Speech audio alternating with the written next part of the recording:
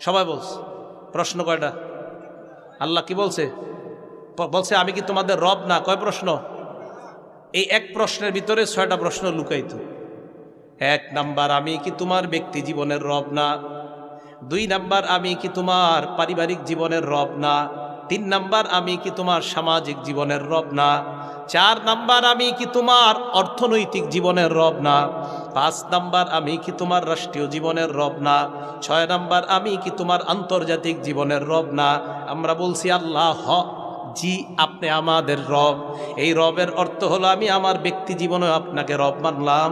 ব্যক্তি জীবনে আমি নামাজ কাজা করা যাবে না। পারিবারিক জীবনে আপনাকে রব মানলাম, আমি নামাজ পড়বো, বিবি নামাজ পড়বে না, এটা হতে পারে না। 3 নাম্বার, সামাজিক জীবনে রব মানলাম, আমি শুধু নামাজ পড়লাম, সমাজের কাউকে নামাজের দাওয়াত দিলাম না, এটা হতে পারে না। 4 নাম্বার, অর্থনৈতিক জীবনের রব আল্লাহ